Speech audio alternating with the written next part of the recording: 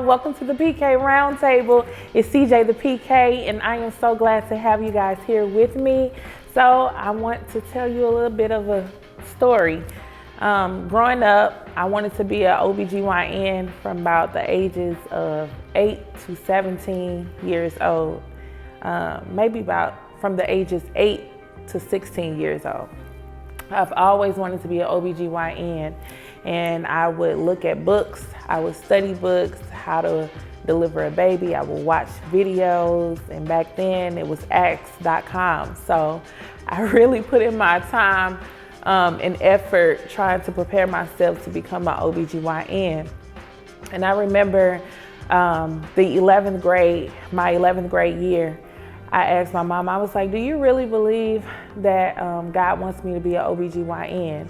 I had these thoughts, I had these doubts for the past couple of years, and I went to her and I was like, do you think that God wants me to be an OBGYN?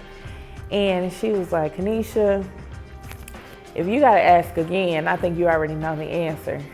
And when she told me that, like, I just broke down and bawled, because I knew that God had been telling me, like, you know, to pull back from this. This is not what I want you to do. And it wasn't because I wasn't capable. I've always been an honor roll student.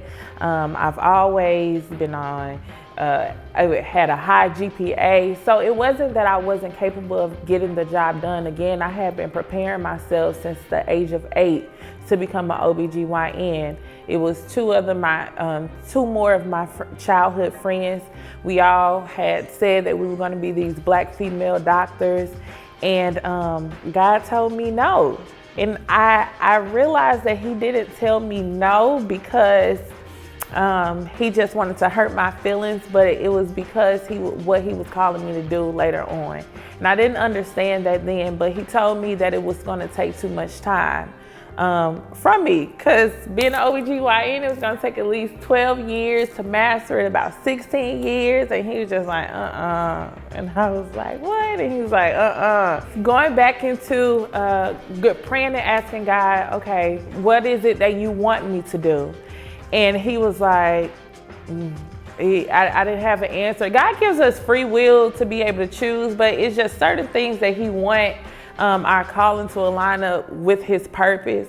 And I remember trying to figure out, I've always wanted to be an OBGYN, and then my backup was gonna go to school and be a judge.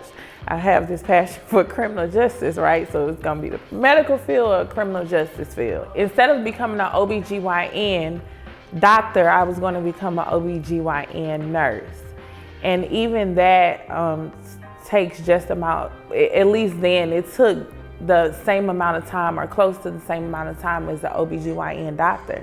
And I was like, well, if I'm gonna go to school to be a nurse, I'll just be a doctor, but God had told me no. So I started looking for alternatives to still be in that field, to work closely with babies. I was like, God, this can still be my ministry. I can minister to those who are contemplating adoption, abortion, or whatever the case might be. I can have my own office, my own practice.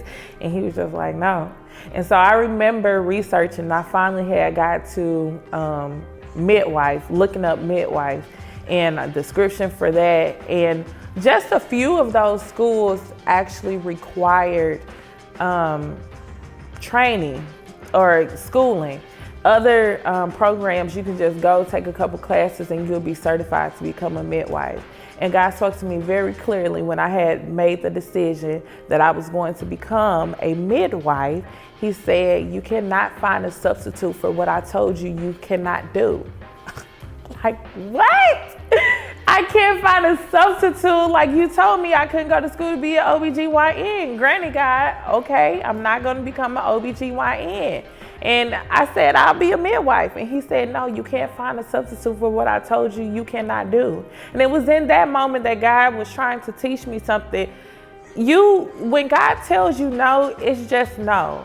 And you hear it all the time, that rejection is not, your no is just not rejection. It's redirection, that God just wants to get something better to you. And so if you are in a position right now where you were contemplating a career change, you're in a 9-to-5 and you're thinking about becoming a business owner, or if it's a relationship that you've been in for so long and you've been praying and asking God and the only thing you can seem to get is no or not now, trust that.